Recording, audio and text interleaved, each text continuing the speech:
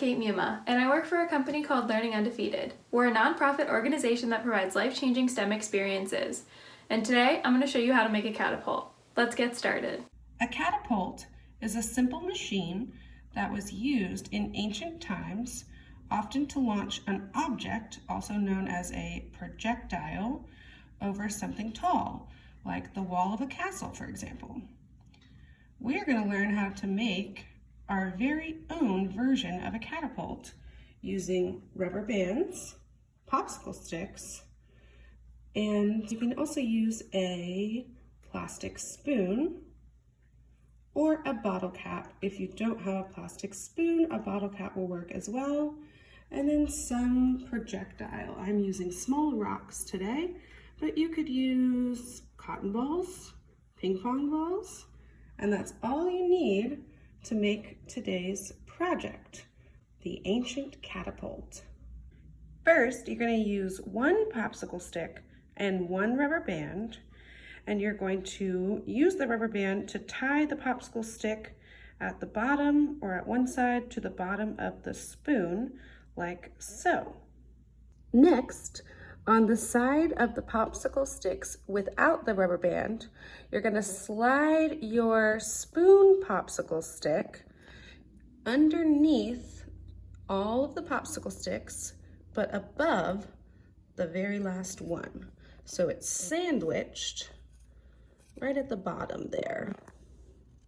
Your spoon will be on the top of the stack, while the popsicle stick it's attached to is sandwiched at the bottom of your stack. Complete your catapult by adding a rubber band to the other side as well, now that your spoon popsicle stick are sandwiched in just the right spot. You want to make sure that your spoon is at about a 45-degree angle. When you use your catapult to launch a projectile, there will be many forces acting upon that projectile. For example, you have the force of the catapult, which is forcing it in a horizontal motion, this way. But you also have things like gravity, which is a force pressing this way, right? This shape that's formed by the path of your projectile based on those forces is called a parabola.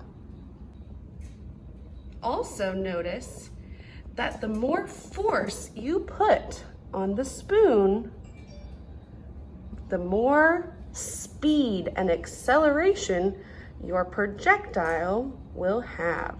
The same goes for the opposite. The less force you place on the spoon, the slower your projectile will move. I recommend that you play around with this at home. See how much force is necessary to hit a target, perhaps. See what angle is the best for hitting that target. It's important to note the angle at which your spoon or popsicle stick is at.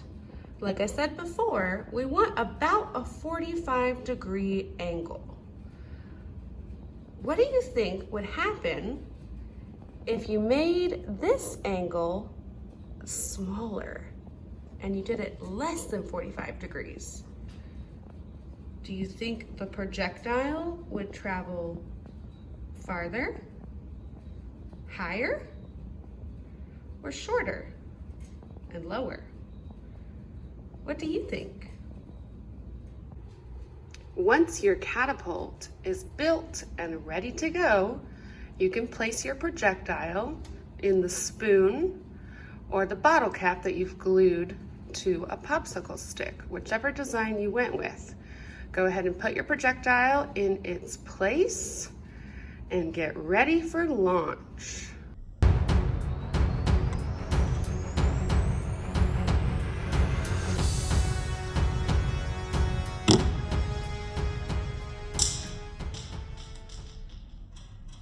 Congratulations, you did it! Be careful where you use that thing now. For more fun at-home science experiments, go to www.learningundefeated.org/at-home science.